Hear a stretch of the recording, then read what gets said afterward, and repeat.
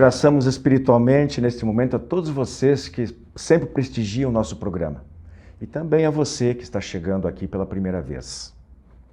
Nascer, morrer, renascer ainda, progredir sempre, tal é a lei. Esta frase, escrita no Dolmen de Allan Kardec, o codificador da doutrina espírita, no cemitério de Père Lachaise, em Paris, espelha muito bem o que ele pensava a respeito da reencarnação. E é uma síntese do que ele estudou e aprendeu com a equipe de espíritos superiores que o assistiu. Nós já vimos em programas anteriores, nesta série Ciclo da Vida, a situação do espírito reencarnado ou na fase de reencarnação, no caso da gestação, também na infância e na adolescência e na juventude. E hoje nós vamos tratar aqui das experiências vivenciadas pelo espírito durante a fase adulta. Qual a importância da mais longa fase da vida para o espírito humano? Completa o nosso diálogo espírita de hoje, os quais o Espiritismo responde, que trará esclarecimentos a respeito de como o espírito usa a grande quantidade de tempo de que ele dispõe na dimensão espiritual entre uma reencarnação e outra aqui na Terra. E eu volto depois no final com o quadro das razões dos fatos para refletir com vocês sobre o significado de amar a si mesmo. O Diálogo Espírita está no ar.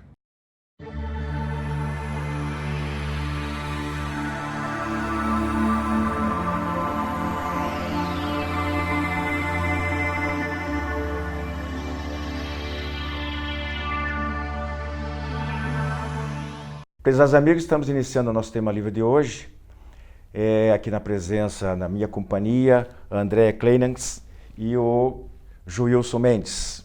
E nós vamos falar hoje sobre uma fase importante da vida, do ponto de vista biológico, é a fase mais longa, que é a fase adulta, que vai aí mais ou menos dos 25 aos 60 anos.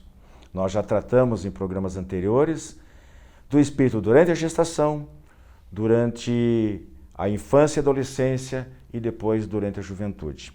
Eu queria ver com vocês, Andréia, Joilson, o que significa, primeiro, em termos gerais, até mesmo sem adentrar a questão da espiritualidade, ou da doutrina espírita propriamente dita, mas em relação à vida material, um apanhado, você que é psicóloga, o que você poderia nos fazer em termos de... O que significa essa fase, afinal? Bem, é uma fase bem importante, porque é aqui nessa fase que o espírito, ou o espírito encarnado, que é a alma, né, vai conseguir lidar com a parte do desenvolvimento social, a parte do trabalho, a educação dos filhos, a questão de se posicionar frente ao que ele pretende como profissão, né? O início da idade adulta e na maturidade é que se estabelece e que se fixam, né, adequadamente esses trabalhos, por assim dizer, né? Joilson. Entendemos também que é a fase da idade onde a responsabilidade também da pessoa ela surge com mais força, porque também é onde ele vai constituir família e vida profissional e tudo mais, né? Uhum. A gente entende assim. A época como vocês colocaram, justamente pelo fato de compor um intervalo de tempo bastante grande, né? A gente não pode dizer que seja necessariamente a mais importante, mas possível seja, justamente pela amplitude que tem de se correr atrás, como se diz, de todos os compromissos, de todas as realizações do ponto de vista material, inclusive, né? A gente lembraria, né, Joilson e Andréia, essa situação também, esse aspecto em relação à determinação, se a gente poderia denominar assim, em relação à própria personalidade da pessoa, né? Exato. A personalidade, ela começa a ser desenvolvida pela fase do desenvolvimento, né, na infância, e ela é concluída no final da adolescência. Então, no início da idade adulta, a personalidade já está estabelecida. Sim. Tanto que os transtornos de personalidade, que são patologias, né, que o indivíduo vai apresentar pela psicologia e pela psiquiatria, né? Na espiritualidade, a gente já entende como algumas coisas que o espírito já traz de outras vidas, né? Mas se a gente for falar em termos de psicologia, alguns transtornos podem se estabelecer nesse período da idade adulta. Então, e podem ser vários, né? Agora, quando a gente entende a idade adulta, a fase do amadurecimento, a gente começa a entender também o quanto é importante para esse espírito consolidar as suas expiações e conseguir passar pelas provas. Né? Porque é nessa fase que ele, não sei se vocês concordam. É interessante que você comenta que no final da fase da adolescência ali que se consolida a personalidade. E a doutrina espírita, ela fala também isso, né? Que o espírito, quando chega nessa fase, ele se apresenta como ele é. Então teve aquela fase da infância, até que nós já comentamos, foi comentado em programas anteriores, que ele vem naquela fase para aprender, para receber o carinho da família, o amor. Só que quando chega naquela fase no final da adolescência, é onde ele se revela, né, como ele realmente é. E é o que você está falando aí, né? Exato. É interessante isso, porque parece... a gente falou, eu lembro que nós comentamos, não sei quem que estava comigo especificamente naquele programa, que do ponto de vista biológico, a reencarnação ela se completa em torno dos 7 ou 8 anos. Lembra que eu dei vários exemplos de pesquisas científicas, inclusive de pessoas não espíritas, né? E que atestam isso aí. E tem essa situação de que em torno dos 14, 15, a adolescência hoje está um pouco precoce, já vem um pouco antes, a fase de pré-adolescência e tudo, mas é nessa fase, em torno dos 13, 14, 15, que a gente costuma dizer que é a adolescência propriamente dita. É onde se firma a personalidade, quer dizer, o psiquismo do indivíduo vem com força, toma conta E aí, durante a fase adulta, ela, como se disse, está numa situação estabilizada. Agora, pessoal, do ponto de vista espiritual e principalmente do planejamento reencarnatório, o que significa essa fase?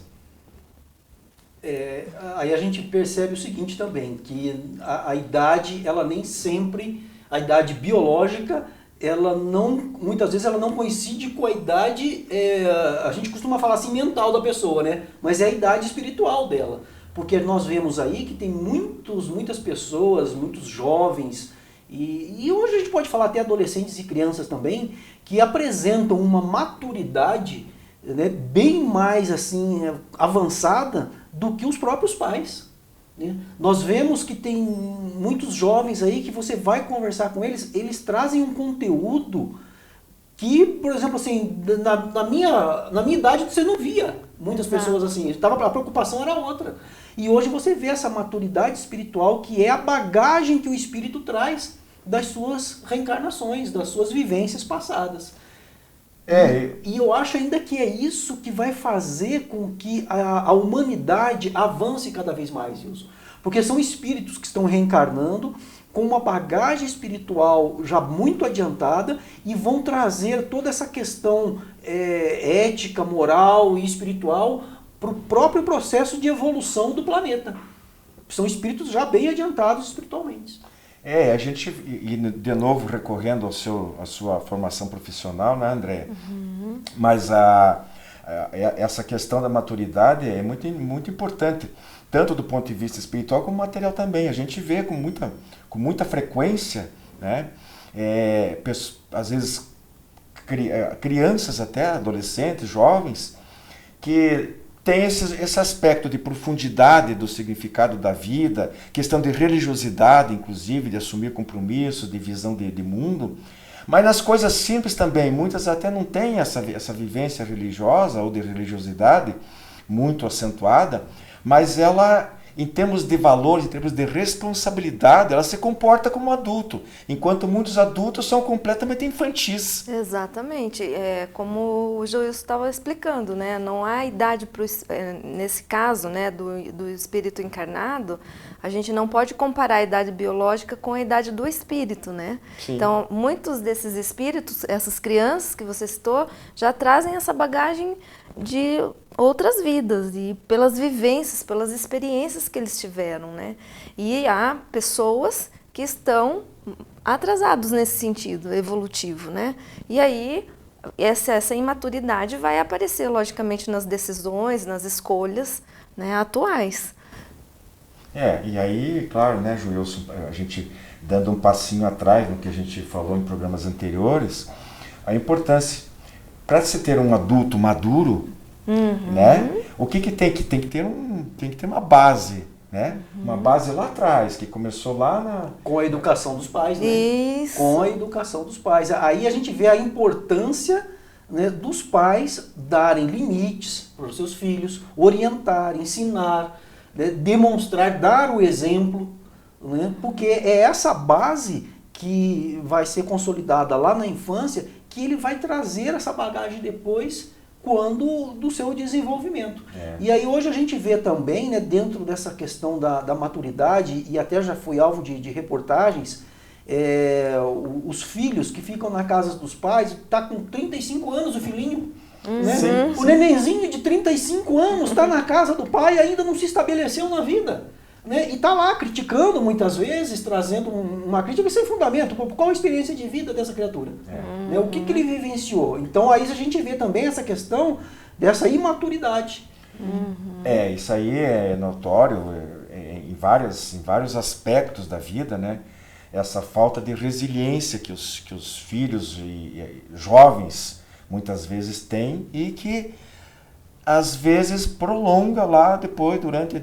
É uma série de coisas que a gente nem não diz respeito tanto à doutrina espírita, ou mas teria que se estender bem mais, né?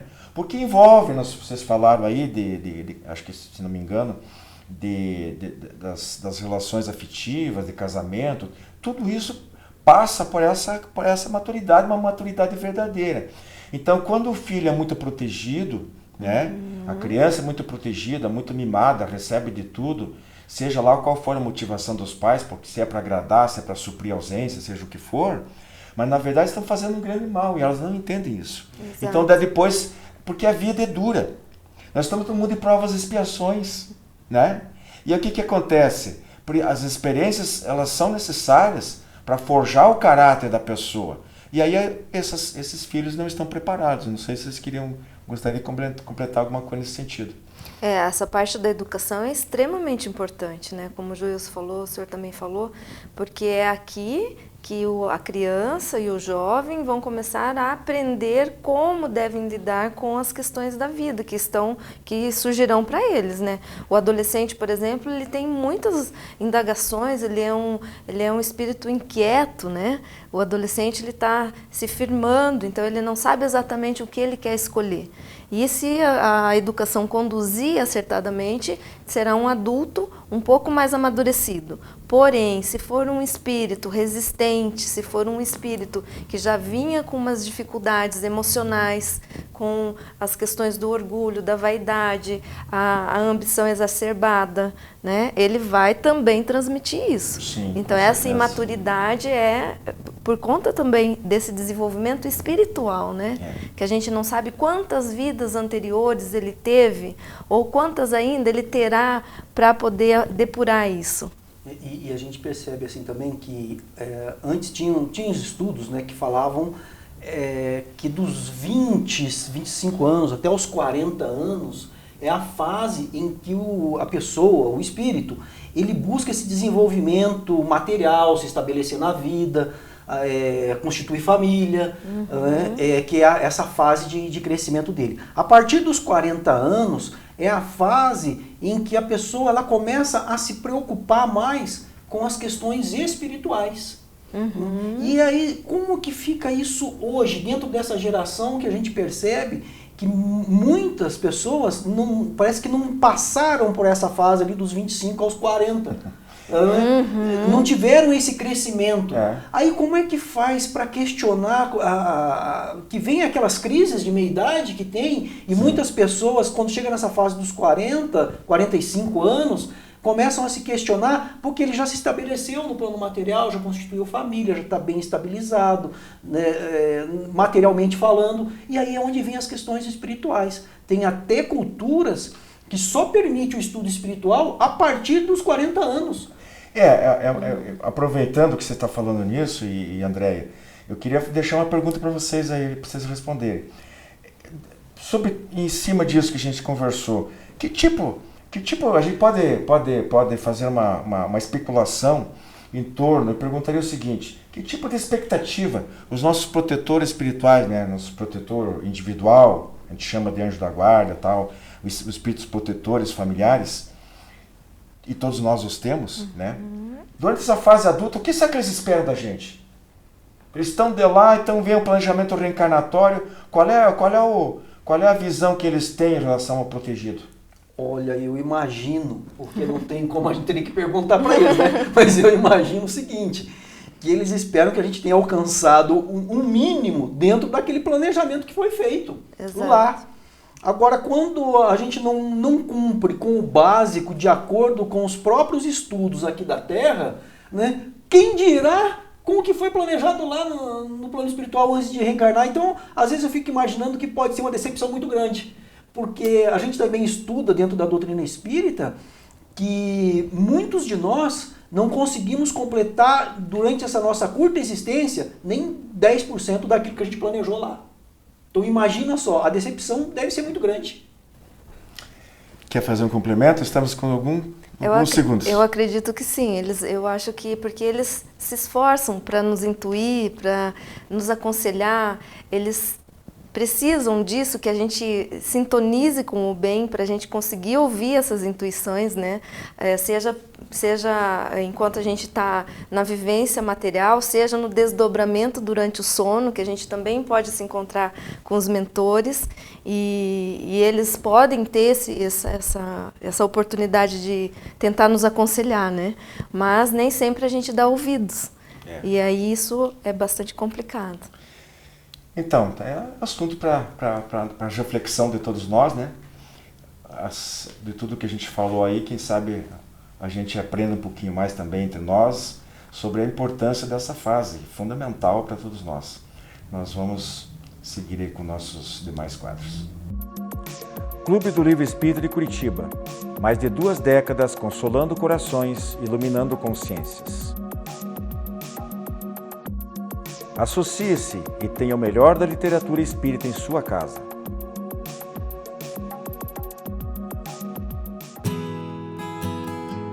A Casa Editora O Clarim divulga há mais de um século a luz e o conhecimento da doutrina espírita com valioso conteúdo, de belíssimos romances a esclarecedoras obras doutrinárias. Conheça, divulgue e compartilhe a lucidez do Espiritismo.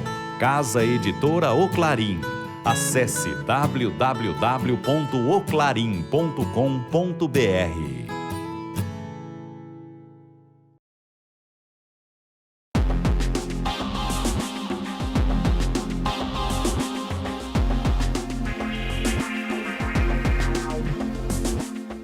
Olá, amigos! No quadro O Espiritismo Responde de hoje, nos encaminharam a seguinte questão. Se o espírito não tem corpo para cuidar, o que ele fica fazendo anos e anos do outro lado? Não sobra tempo demais sem as ocupações materiais? Uma questão instigante. O que nós temos que pensar? Que a vida é uma só. Mesmo aqui encarnados, durante o nosso período de sono, todos os dias, nós fazemos um treinamento para o desencarne. Nós nos ocupamos das questões que nos atraem espiritualmente. Então, tanto o encarnado durante o período de sono, quanto o desencarnado, que já não está mais definitivamente preso ao corpo físico, eles têm situações correspondentes aos interesses em que eles se empenharam mais, aos interesses em que eles se aprofundaram, que eles desenvolveram durante a vida terrena. O espírito voltado para o mal, voltado para os vícios, voltado inteiramente para a satisfação pessoal, tanto no desdobramento do sono quanto após o desencarne, ele vai em busca dos seus iguais. E o que é a reunião das pessoas viciosas, das pessoas voltadas para o mal, senão aquilo a que muitos chamam inferno, umbral, lugares de desequilíbrio e sofrimento. Muitos deles permanecem aqui na Terra, desocupados até, e tentam contagiar, trazer outras pessoas para a mesma situação infeliz em que eles ainda se comprazem, pelas obsessões, pelas influências espirituais negativas que pululam nos ambientes, né, de festividades populares, de aglomerações, de baladas, de reuniões noturnas voltadas à bebida ou às diversões sem maior critério. Estes têm um estágio transitório, né, de desequilíbrio, de sofrimento, às vezes, de busca de atrair outras pessoas para o mal, mas dali a pouco eles são conduzidos a novas encarnações, a reorientação, o próprio sofrimento bate à sua porta e eles acabam se modificando, porque o mal não permanece, só o bem é permanente. Os espíritos medianos, durante o sono, todos os dias, se preparando para o desencarne, e já sem o corpo físico em definitivo, o pós-desencarne também, eles têm ocupações diferentes. O que nós, criaturas comuns, fazemos? Nós nos preocupamos com a nossa família, com os nossos entes amados, procuramos estudar, ler, trabalhar, nos aperfeiçoarmos. O desencarne não nos altera. E Deus não tem processos milagrosos, né, de transformação, porque nós largamos a veste rota, abandonamos o corpo físico pelo desencarne. Nós continuamos os mesmos. E temos oportunidade de desempenhar atividades e interesses condizentes com a nossa evolução espiritual e intelectual. Muitos de nós aproveitam esse período entre as encarnações para nos prepararmos para novos reencontros aqui na Terra, para novos renascimentos, estudando coisas que não sabemos ainda realizar bem, fazendo pesquisas a respeito de compromissos passados, trabalhando para auxiliar aqueles a quem amamos e que ficaram para trás. Então, nossos espíritos familiares se interessam por nós, acompanham o nosso percurso, pedem a Deus por nós e, quando podem, estão ao nosso lado, nos dando incentivo, carinho, ideias, intuições. Os espíritos superiores na Terra se ocupam das grandes questões, mesmo que vivam no anonimato, se dedicam às obras em benefício comum, às grandes pesquisas, às descobertas. E pós o desencarne e durante o desdobramento do sono, já enquanto na vida terrena, eles se ocupam dessas grandes questões espirituais e as vivenciam. Após o desencarne, livres já, eles desempenham as grandes tarefas de condução da humanidade, de planejamento, de proteção espiritual aos grupos, às nações, às sociedades organizadas. Então, a nossa ocupação como espíritos desencarnados, ela é condizente, é proporcional aos nossos interesses. Qual é a importância de sabermos disso e sabermos principalmente que durante o sono, todos os dias, nós vamos para onde o nosso pensamento, os nossos desejos, as nossas aspirações nos atraem? Nos prepararmos, cultivarmos o idealismo espiritual desde agora, sermos generosos com aqueles que nos cercam e espiritualizarmos-nos a cada dia para termos um desencarne tranquilo. Muita paz. Amigos do Diálogo Espírita, eu quero apresentar para vocês o jornal Comunicação Espírita, editado pela instituição mantenedora desse nosso programa, que é a Associação de Divulgadores do Espiritismo do Paraná. As edições que eu tenho em mãos são as dos meses março e abril e maio e junho. Eu gostaria de chamar a atenção de vocês para alguns dos assuntos que a gente sempre prepara a cada edição com muito carinho para os nossos leitores. Então está aí as curas espirituais ontem e hoje, limitações físicas nem sempre são expiações, não há explicação única para as mortes coletivas, entrevista especial com Irvênia Prado, que é uma veterinária e trata muito dessa questão dos animais, e a aura, estudo sobre a aura.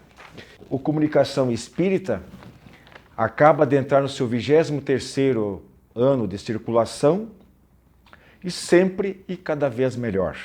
Para se fazer uma assinatura, basta nos mandar um e-mail adpr@adpr.org.br ou pelo telefone 41 32 78 0961, que a gente vai passar todas as explicações de como fazer a assinatura. O valor é super baixo pelo tipo da informação que vocês vão receber.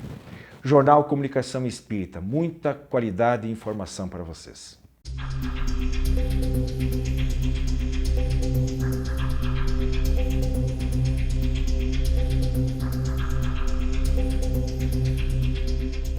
Jesus recomendou amar ao próximo como a si mesmo.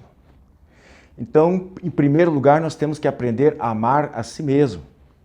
Mas como fazer isso? O que significa?